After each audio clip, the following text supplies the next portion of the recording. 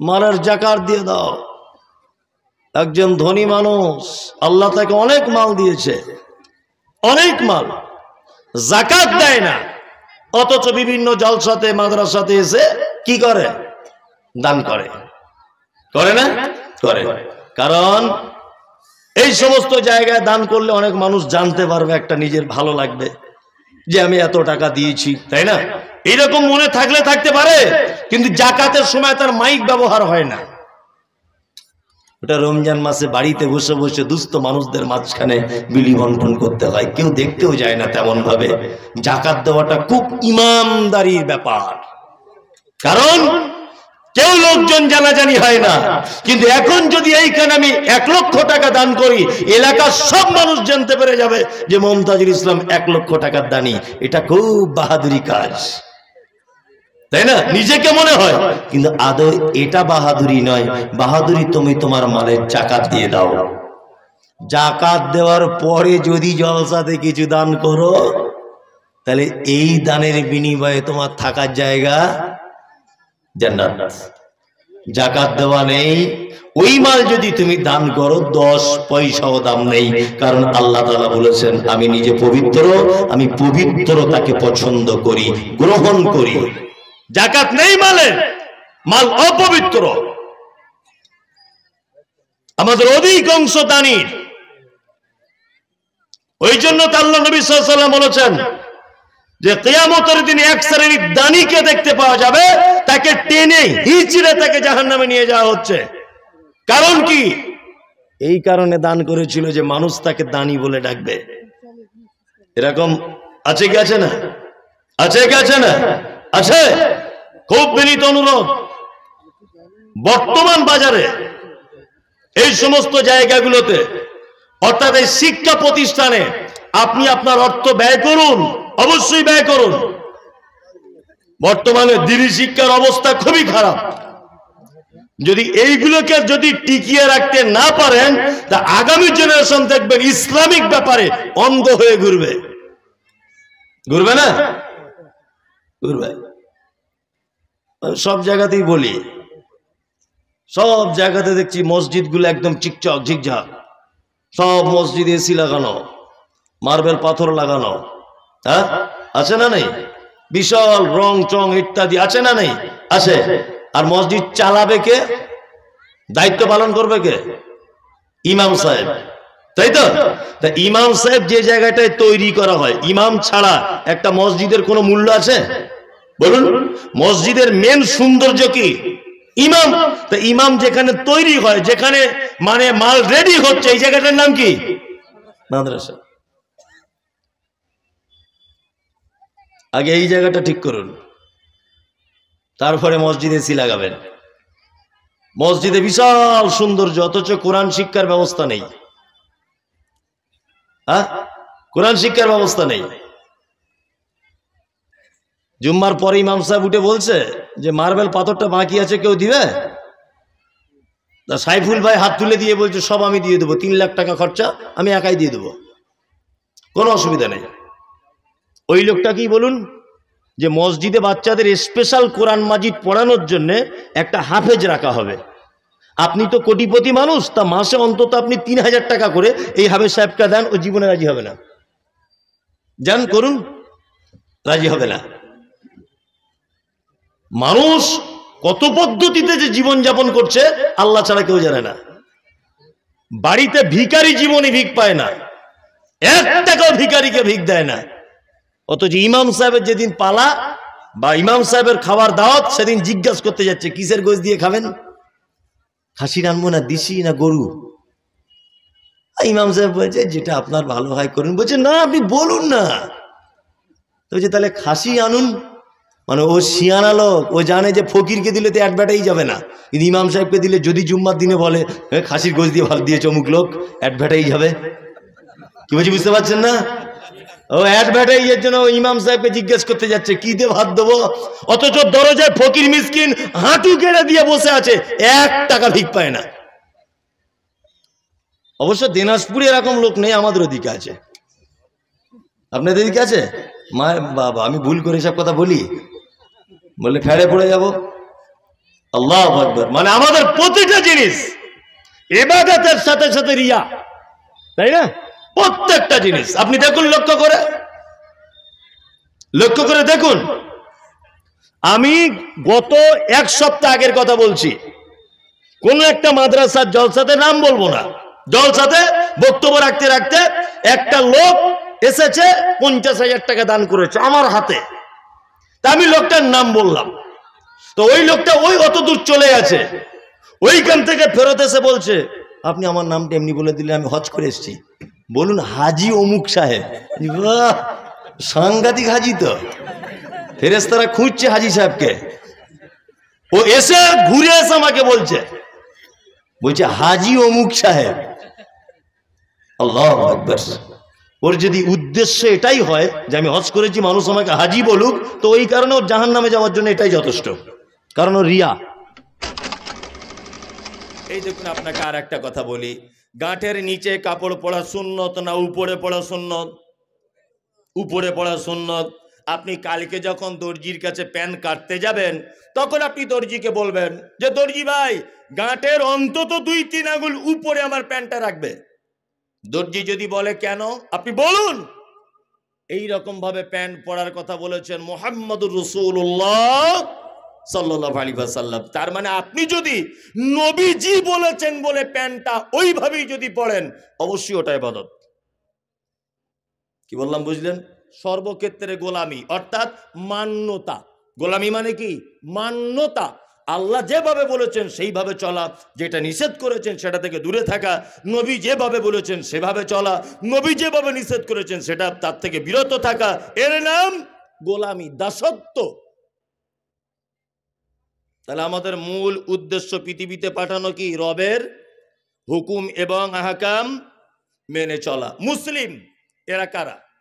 মুসলিম মানে কি? মুসলিম হচ্ছে সেই আত্মসমর্পণ, মানে প্রত্যেক ব্যাপারে সমস্ত কিছুর নিয়ম কানুন কার পদ্ধতিতে করবে? রবের পদ্ধতিতে।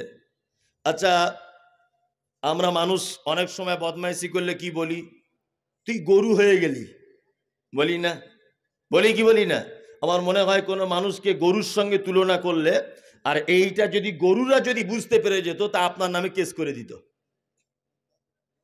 কারণ গরুর থেকে তো মানুষ আরো খারাপ, তা আপনি ওর সঙ্গে কেন তুলনা করলেন? আর মুসলিম মানে, মুসলিম হচ্ছে সেই যে তার রবের আদেশ আর নিষেধ মেনে চলে, একে মুসলিম। তাহলে আমি তো মনে করি গরু, ছাগল, হাঁস, মুরগি এরা সব থেকে বড় মুসলমান, এরা কিন্তু মুসলিম। আপনি আপনাদের গ্রামের গরুগুলো কি জীবনে দেখেছেন যে কারোর বিয়ের প্যান্ডেলের তলায় গিয়ে হাম হাম করে গোস্তের হাঁড়ি থেকে গোস্ত খেয়ে নিচ্ছে? দেখেছেন না? আল্লাহকে বলে দিয়েছে তুই তৃণভোজী প্রাণী, মাঠে চলে যায় ঘাস খা, তাই না? জি। আর বাঘকে বলে দিয়েছে যে তুই হরিণ টরিণ মেরে ধরে খেয়ে নিবি, তোর মাংস খাবার প্রয়োজন। আপনি কোনোদিন দেখেছেন যে আপনাদের পাড়ার কুকুরগুলো সব একজোট হয়ে ওই বেগুনের জমিতে গিয়ে সব বেগুন খেয়ে নিচ্ছে?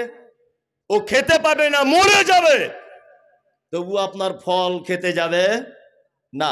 কারণ আল্লাহ ওকে এই জন্য পাঠিয়েছে পৃথিবীতে, মানুষ যেটা নষ্ট করবে, দুর্গন্ধ হবে, ওটা তুই চ্যাট করে মেরে দিবি। ভালো করে বুঝবেন। তার মানে বোঝা যায় পৃথিবীতে অন্যান্য প্রাণীদের যা সিস্টেম উপর থেকে তাদেরকে দেওয়া হয়েছে, তার বাইরে তারা চলতে পারে না। শুধু রবের আইন অমান্য করে পৃথিবীতে একটা প্রাণী, তার নাম মানুষ। সুন্দরবনে কোনো থানা আছে যে বাগে বাগে মারামারি হয়, থানায় কেস করতে হয় না? সমুদ্রের তলাতে আছে জেলখানা, যে নীলতিমি মাছ আর পুঁটি মাছ মারামারি করেছে, নিয়ে জেলখানায় ভর্তি আছে নীলতিমি 4 মাস, ব্যাপার আছে না?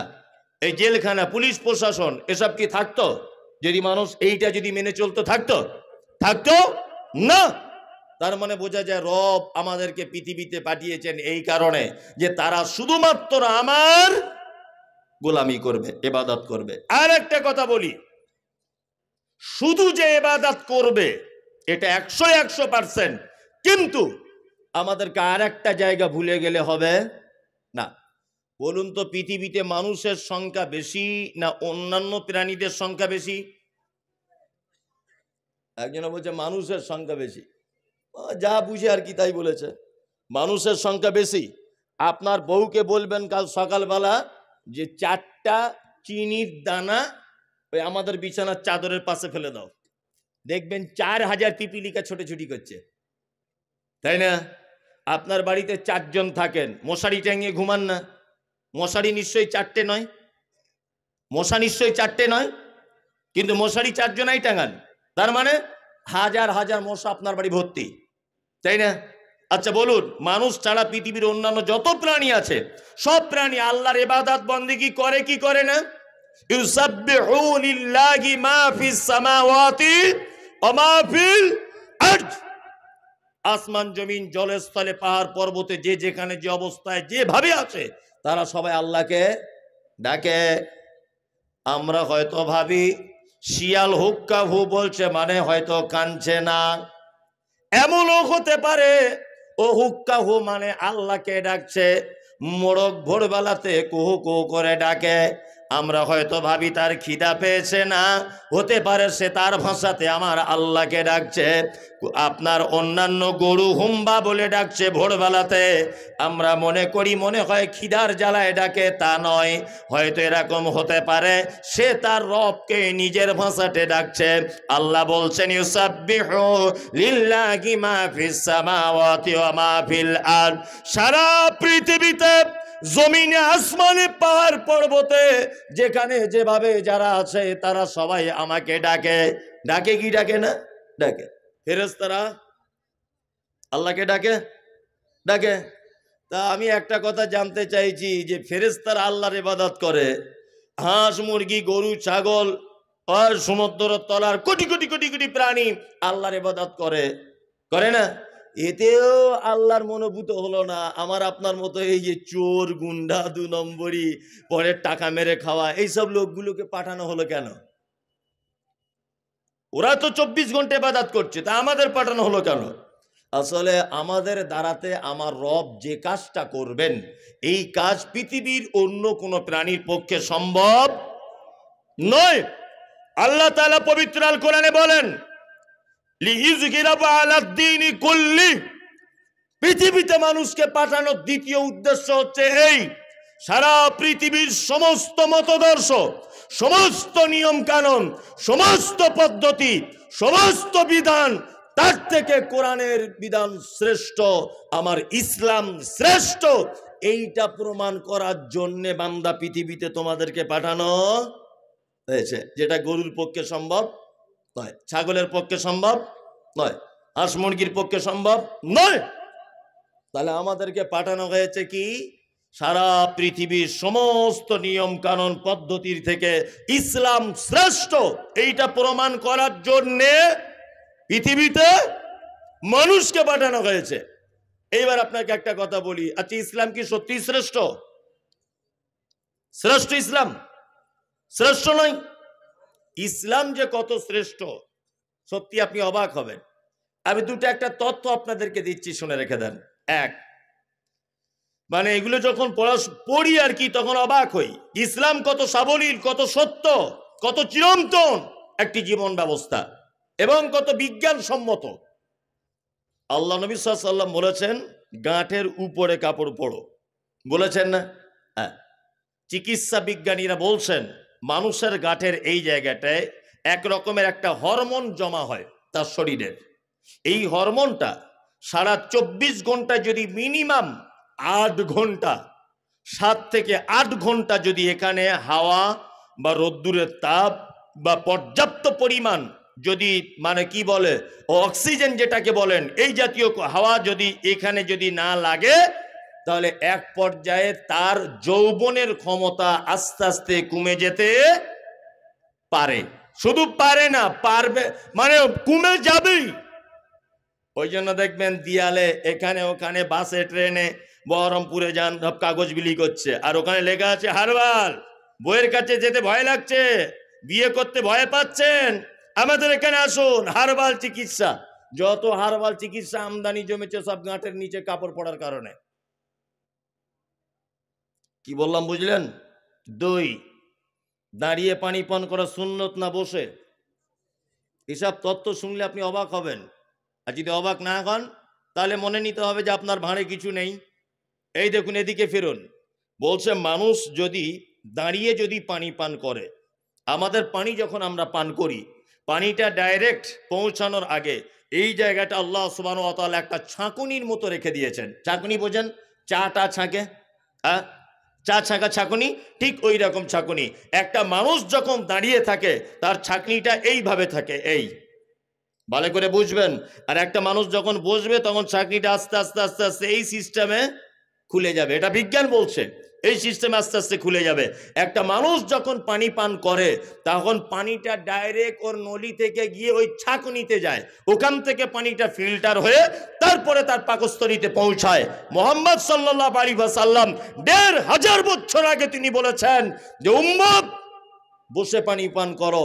আজকে 2024 এটা প্রমাণ হচ্ছে যে বসে পানি পান করলে ডাইরেক্ট ছাঁকনিতে পানিটা গিয়ে পৌঁছায়, আর দাঁড়িয়ে পানি পান করলে ছাঁকনি খোলে না। এই জন্যে দাঁড়িয়ে পানি পান করলে অনেক সময়তে পানিটা ব্যাক লাইনে চলে যাবে। যেমন শিরা উপশিরা আছে সূক্ষ্ম, তার ভিতরে ঢুকে যেতে পারে, আর তার ভিতরে যদি পানি ঢুকে যায় কোনো ক্রমে, তাহলে এটা বিজ্ঞানের ভাষা তার প্যারালাইসিস হয়ে যেতে পারে। আর যদি ডাইরেক্ট পানিটা গিয়ে কিডনিতে হিট করে তাহলে তার কিডনি নষ্ট হয়ে যেতে পারে। ভালো করে বোঝার চেষ্টা করুন। তাহলে ইসলাম একটা সুন্দর জীবন ব্যবস্থা, একটা মানুষের বাঁচারও পর্যন্ত সমস্ত পদ্ধতি বলে দিয়েছেন। আল্লাহু আকবার। জীবন ব্যবস্থা নয়, আমাদের দেশের জীবন ব্যবস্থা আপনি অবাক হয়ে যাবেন। বীরভূম জেলার একটা ছেলে, বাড়ি তার এলেম বাজারে বাড়ি, কলকাতা যাবার পথে তাকে ডানকুনি থেকে অ্যারেস্ট করেছে কলকাতা পুলিশ। অ্যারেস্ট করে পুলিশ ছিল এনআইএ, তদন্ত সহকারে ছেলেটাকে ধরা হলো। এলেম বাজারে মানুষ আছেন, ওনাকে জিজ্ঞাসা করুন ঘটনা সত্য কি মিথ্যা। এই ছেলেটা মোটামুটি ৩ বছর পর জেলখানা থেকে ছাড়া পেল। তা আমি ছেলেটাকে জিজ্ঞাসা করলাম, তোমায় জেলখানাতে মারধর করা হতো? বলছে মৌলভী সাহেব মারধর মানে সাংঘাতিক মার। আমি বললাম ৩ বছর পরে তুমি জামিন পেলে কেমন করে?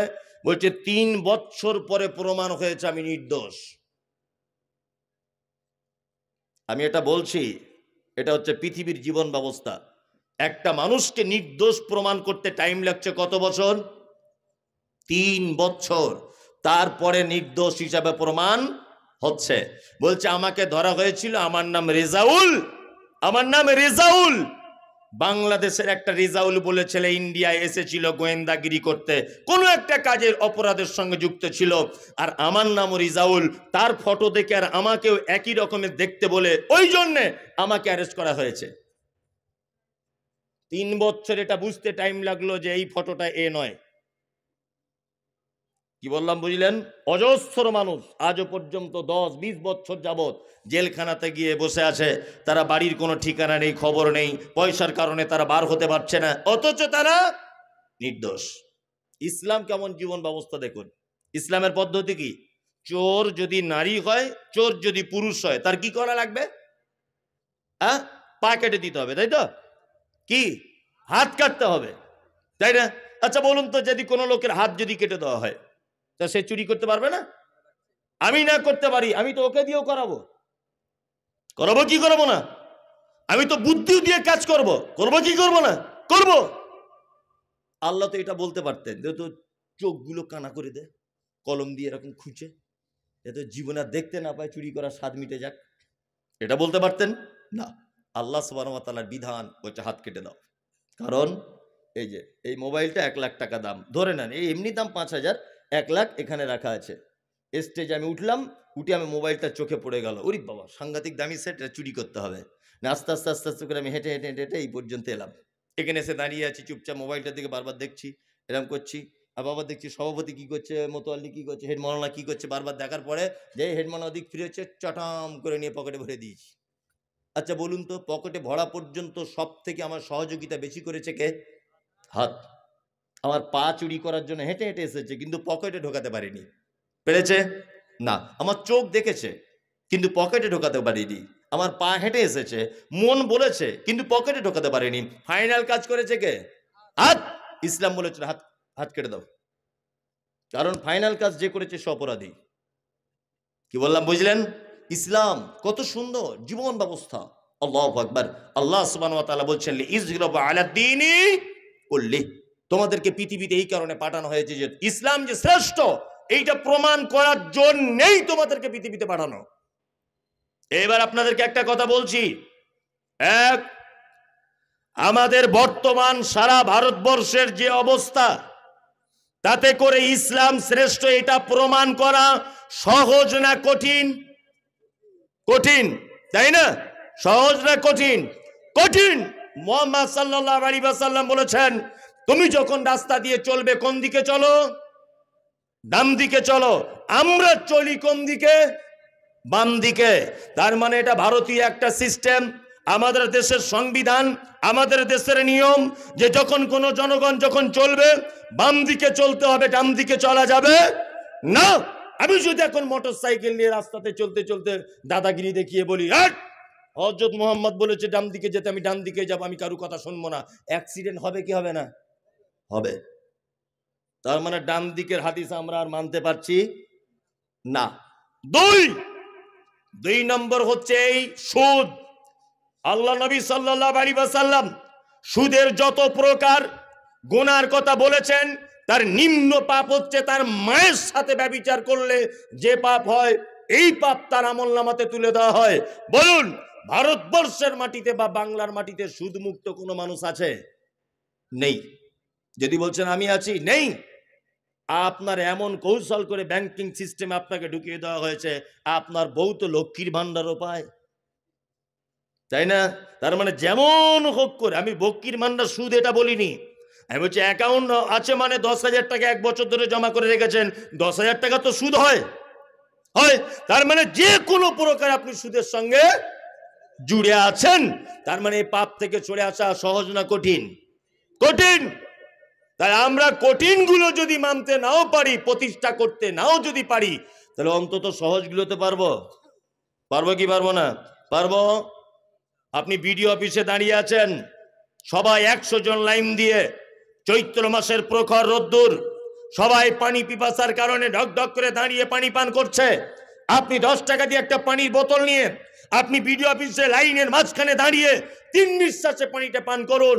হেড মাওলানা যখন জিজ্ঞাসা করে বলবে সবাই দাঁড়িয়ে পানি পান করছে, তুমি কেন বসে পানি পান করছো, আপনি তখন দায়িত্বহীন ভাষাতে বলুন বসে পানি পান করার কথা বলেছেন মুহাম্মদুর রাসূলুল্লাহ সাল্লাল্লাহু আলাইহি ওয়াসাল্লাম। এবার আপনার কাছে আমার প্রশ্ন, আপনি যদি দাঁড়িয়ে পানি বসে পানি পান যদি করেন, এর জন্য আপনার জেল জরিমানা কিছু হবে?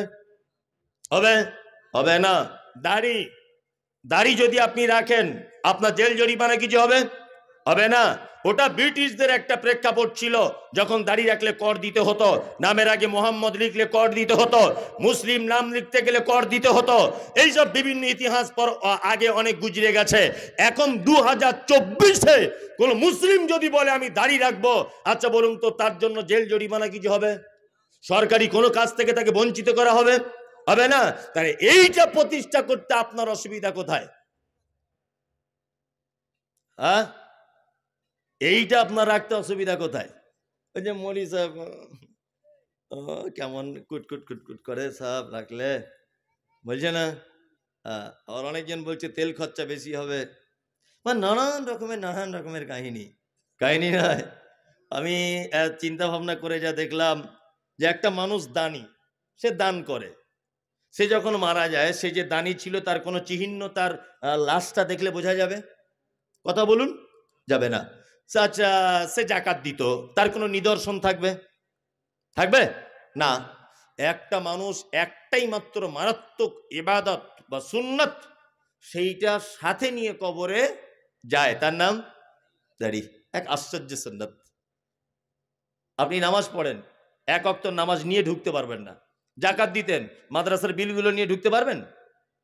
ওষুধ দিয়েছেন গোড়াইপুর মাদ্রাসায় 5,000 টাকা, ওই বিলগুলো নিয়ে ঢোকানো হবে না। কিন্তু একটা জিনিস, মরার আগে আপনাদের এখানে মরে যাবার পর দাড়ি কেউ চেঁচে দেয় নাকি? না। অন্তত ফেরেশতারা এই অবস্থায় দেখলেও বুঝতে পারবে যে না আমাদের দলই আছে। ভালো করে বুঝবেন, তাই না? ওই জন্য আপনাদেরকে বলছি, এটা রাগ করিয়েন না। আর আপনার রাগের কোনো বিষয় নেই, এটা একটা ইসলামিক কথা। আপনি রাখতে পারছেন না, এটা ভিন্ন ব্যাপার। কিন্তু আমি বলবো আপনি রাগ করবেন এটা নয়। তাহলে আপনি আর মুসলিম থাকতে পারবেন না।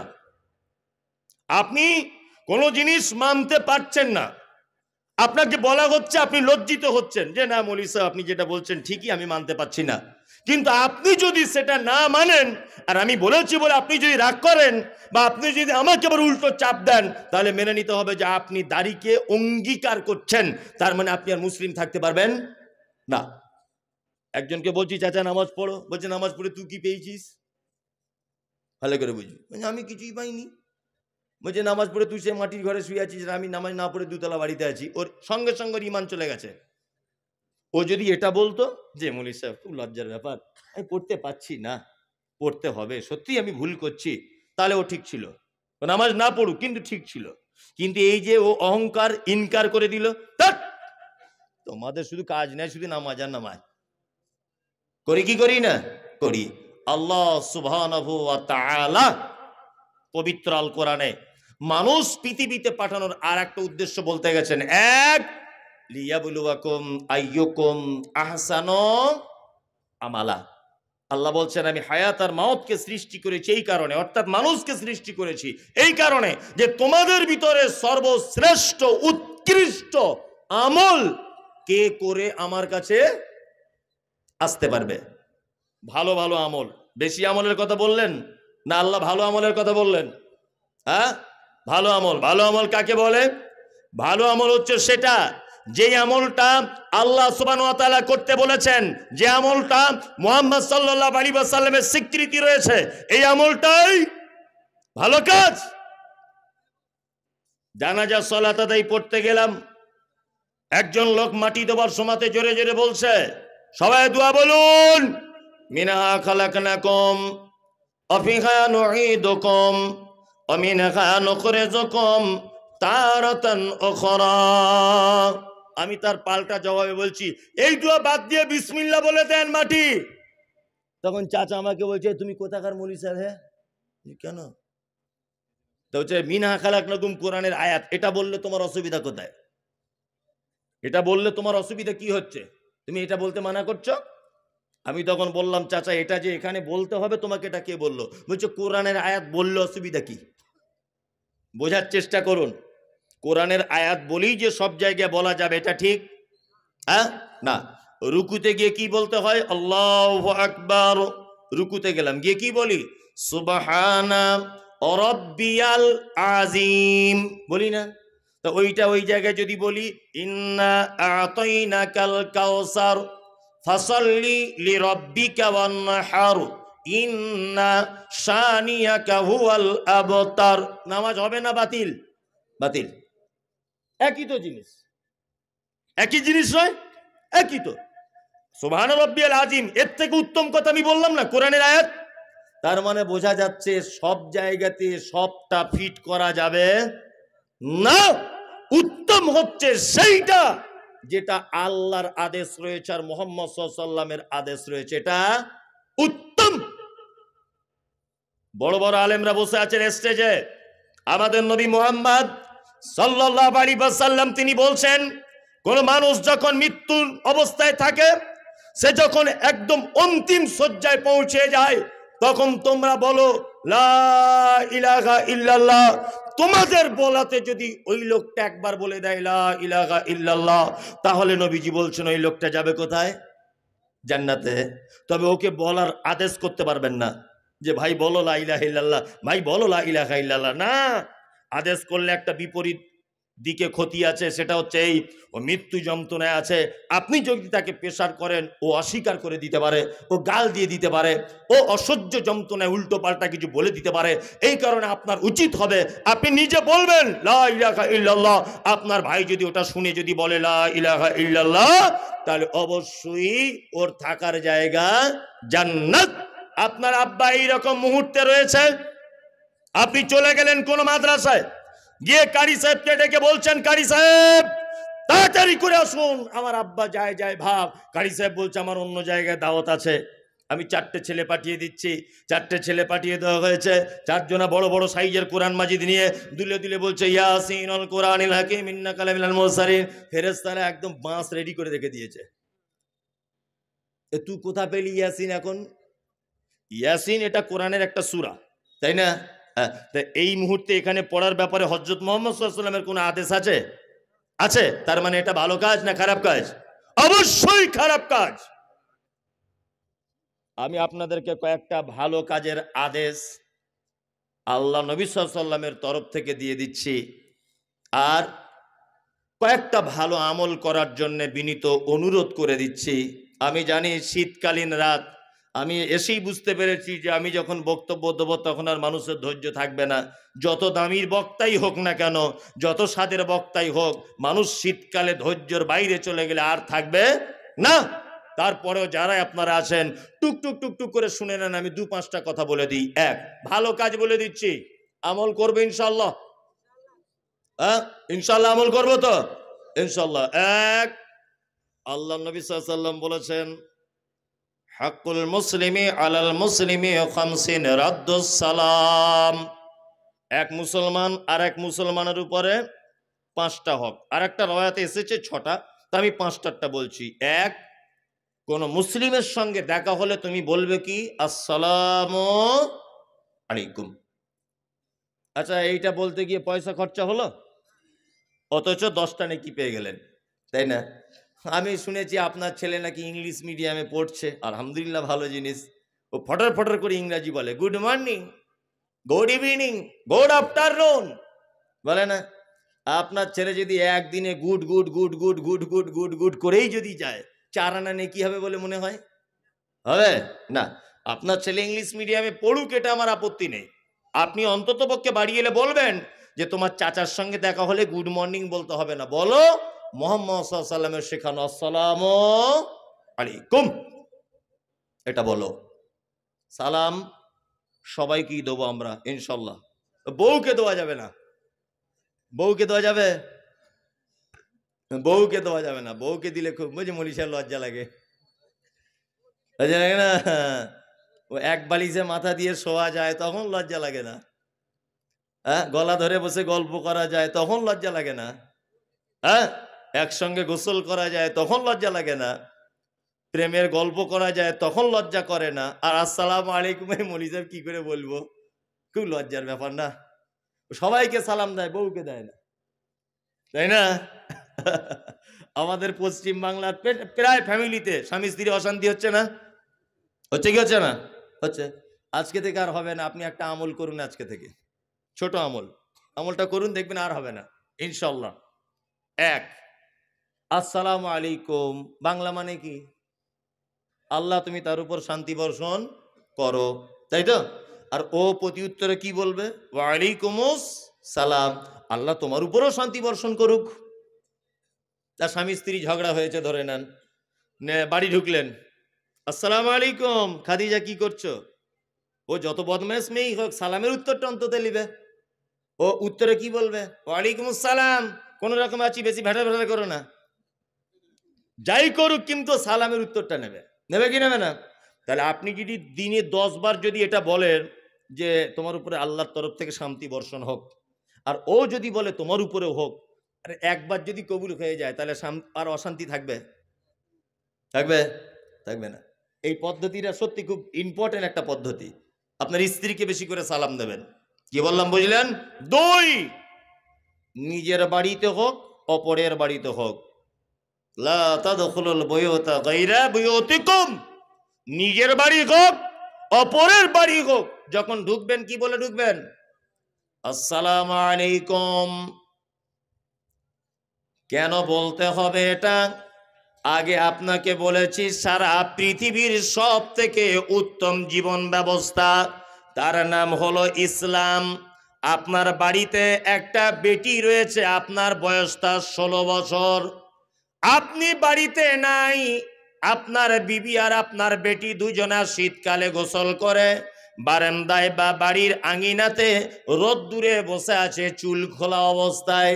আপনার 16 বছরের বেটির বুকে ওড়না নাই, আপনার বাড়িতে বৌমা রয়েছে, গায়ে চাদর নাই, শাশুড়ি আর বৌমা দুজনে বসে আছে মোটামুটি আগলা অবস্থায়। আগলা মানে ইম্পর্টেন্ট জায়গাগুলোতে সব ঢাকা রয়েছে, কিন্তু তার বগলে ফাঁকা, এইদিকে তার পেট ফাঁকা, এইদিকে হাঁটুর নিচে ফাঁকা, তেল মাখছে শীতকালে রোদ্দুরে বসে বসে, আর আপনি যদি হঠাৎ করে বাড়ির ভিতরে ঢুকে যান, আর আপনার বেটি যদি এই অবস্থায় থাকে আর আপনার বৌমা যদি এই অবস্থায় থাকে, তাহলে বলুন তো দেখি বৌমার আপনার বেটি লজ্জা পাবে কি পাবে না?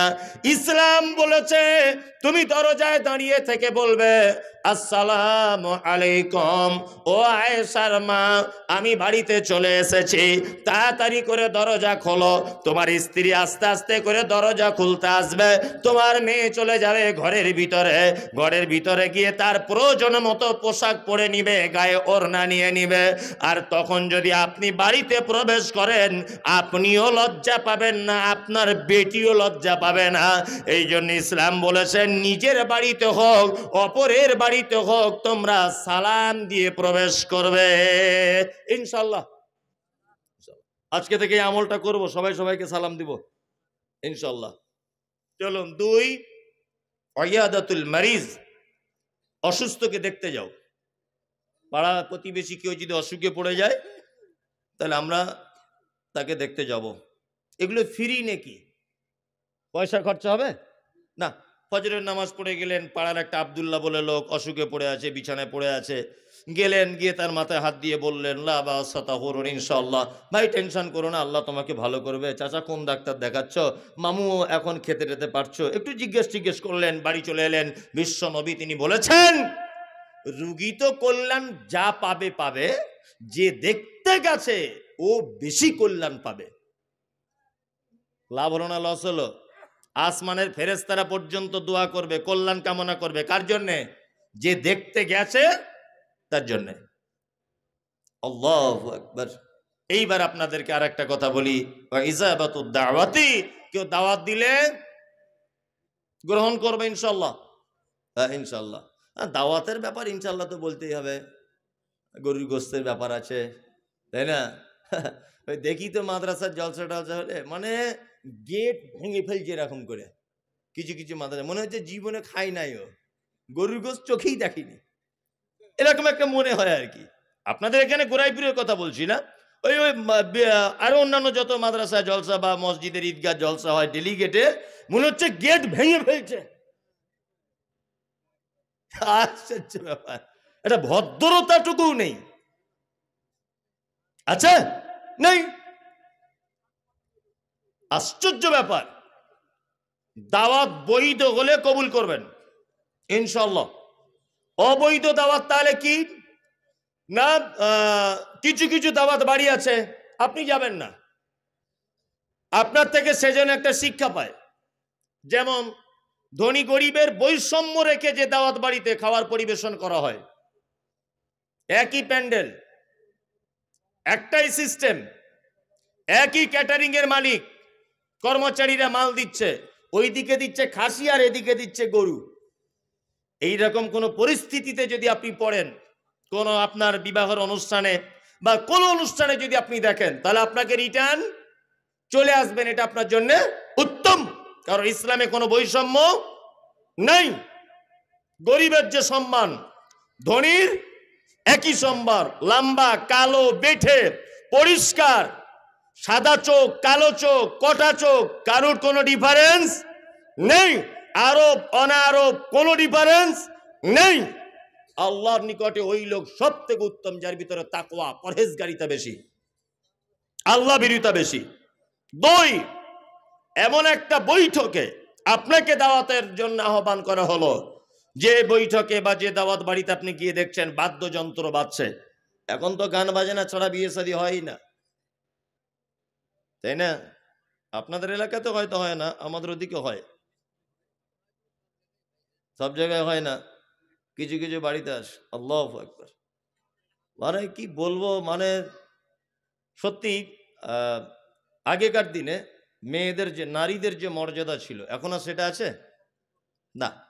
এই মোবাইল প্রথম যখন সুইচ আলা মোবাইল ওঠে, তখন মানুষ এইভাবে কথা বললে পাড়ার লোক দেখতে যেত, এইরকম করে কথা বলছে, এ আমার কি, দেখতে যেত না। তারপরে যখন এই স্ক্রিন টাচ মোবাইলটা উঠে গেল, তখন লোক আশ্চর্য হয়ে গেল, ইউরি বাবা হাত দিলে আলো জ্বলছে, ও ছবি বার হচ্ছে, ইউরি বাবা, তাই না? আচ্ছা, এখন আর সেই আশ্চর্য ব্যাপারটা এখন আর আছে নাই। প্রথম প্রথম যখন অ্যাপেলের মোবাইল ওঠে, তাই না, অ্যাপেলের সেট যখন ওঠে তখন ওটার খুব দাম ছিল না? খুব দাম। ওরে বাবা, অ্যাপেলের সেট। ও ও 2-3 মিনিট। কে?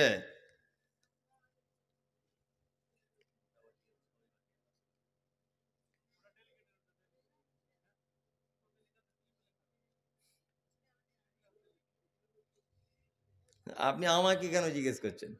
হেড মহল্লা বসে আছে। আমি আমাকে কেন জিজ্ঞেস করছেন? আমি কি বড় আলেম নাকি? আমি বক্তা? এই খ্যাপা কোথায়, যে জিজ্ঞেস করেছি আর এক পাগল। আমি উত্তর দেবো না, আমি জানি তবুও বলবো না। কি বললাম বুঝলাম, সামান্য ব্যাপার, হেড মহল্লা বলে দেবে, আমি কেন বলতে যাব? আমি প্রশ্নের উত্তর দেওয়ার ক্ষমতা রাখি না। তবে একটা ছোট্ট কথা, যেটা ফতোয়াবাজি নয়, কিছু নয়, এটা জানার বিষয়, জানিয়ে দিই।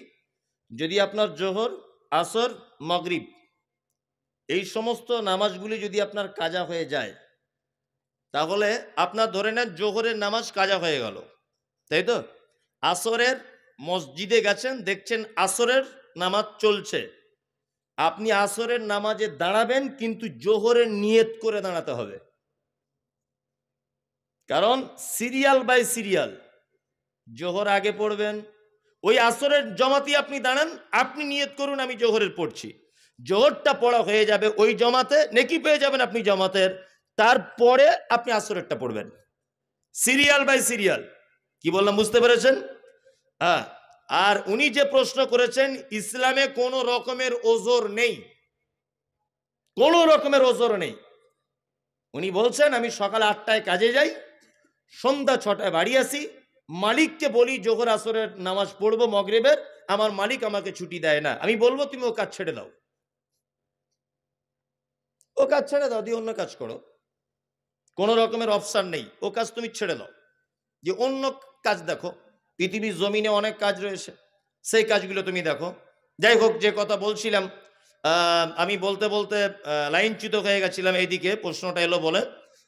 যে কথা বলছিলাম সেটা হচ্ছে ইজাবাতু দাওয়াতে, বৈধ দাওয়াত দিলে কি গ্রহণ করবেন, আর জানাজা গ্রামে হলে তার সালাত আদায় করবেন কি। আর জানাজা সংক্রান্ত আর একটা কথা বলে দিই, সেটা হচ্ছে যে যে কেউ মারা গেল আপনি জানাজা পড়তে চলে গেলেন না, মাঝে সাঝে দুটো একটা জানাজায় শিক্ষা দেওয়ার জন্য আপনি যাবেন না। যদি বলছেন এটা কেমন কথা, আপনি তো মারাত্মক গেঁড়াকল বলে দিয়ে চলে গেলেন, আমি বলিনি। আব্দুল হামিদ ফাইজি আল মাদানী হাফেজাহুল্লাহ শায়েখ চেরেন, একটা বড় মাপের আলেম, তিনি একটা বই লিখেছেন জানাজা দর্পণ। এই বইয়ে তিনি বলছেন যে কিছু কিছু ইমানদার আল্লাহওয়ালা গ্রামে যাদের গ্রহণযোগ্যতা আছে, গ্রামের মানুষ যাদেরকে মানে, কাদের কাদের জানাজা পড়া যাবে আর যাবে না, একথা বলতে গিয়ে তিনি বলেছেন যে কোনো বেনামাজি কখনোই লোকটা নামাজ কালাম পড়েনি, আর 5জন বেনামাজিকে শিক্ষা দেওয়ার জন্য 2-1বার এরকম করা ভালো। কি বললাম বুঝলেন? চাচা তুমি নামাজ পড়তে যাবে না জানাজা? বুঝলেন না, যাবো না কেন? ও জীবনে নামাজ কালাম পড়েনি, কিছু করেনি, যেন আর 5জন শিক্ষা পায়। আমি কিন্তু ফতোয়া দিইনি যে বেনামাজি জানাজা হারাম, এটা আমি বলিনি, কিন্তু আমি বলছি আর বেনামাজি যাতে এটা করে ভয় করে। কি বললাম বুঝলেন? জানাজার সালাত আদায় করবেন। আর নাম্বার 5, হাঁচি হলে কি বলতে হয়? আলহামদুলিল্লাহ। ওটা যে শুনবে, ইয়ারহামুকাল্লাহ, ওটা যে শুনবে, ইয়াহদিকুমুল্লাহ ওয়া আসলিহু বালাকুম, এই 3 পর্যায়ের উত্তর আপনি দিবেন। আপনাকে 5টা ভালো কাজ বলে দিলাম, ইনশাআল্লাহ এই ভালো কাজগুলো আমল করার চেষ্টা করবে ইনশাআল্লাহ। 1, সালাম দিবেন। 2, বৈধ দাওয়াত কবুল করবেন। 3, অসুস্থকে দেখতে যাবেন। 4 হচ্ছে আপনার জানাজার সালাত আদায় করবেন। 5, হাঁচি হলে 3 পর্যায়ের উত্তর দিবেন। আল্লাহ নবী সাল্লাল্লাহু আলাইহি ওয়াসাল্লাম বলেছেন একজন মুসলিম আর একজন মুসলিমের উপর এটা হক। আমি ভালো কাজ করার জন্য পৃথিবীতে আল্লাহ আমাদের পাঠিয়েছেন, তাই না? এবার একটা আশ্চর্য ভালো কাজ বলে দিই, 2 মিনিট আমাকে টাইম দেন, কমিটির কাছে এটা আমার অনুরোধ। আল্লাহ নবী সাল্লাল্লাহু আলাইহি ওয়াসাল্লাম, এখানে যারা বসে আছেন সকলেই আমার দিকে ফিরে খুব অ্যাক্টিভ হয়ে কথাটা শুনুন। আমাদের নবী মুহাম্মদ সাল্লাল্লাহু আলাইহি ওয়াসাল্লাম পৃথিবী থেকে যেদিন চলে গেছেন সেই দিনটির নাম কি? কি বার ছিল? সোমবার। আলহামদুলিল্লাহ, আপনারা ভালো জানেন সোমবার। সোমবারের দিন জীবনের শেষ জমাতে সলাত আদায় করেছেন মাগরিবের। আর প্রথম 2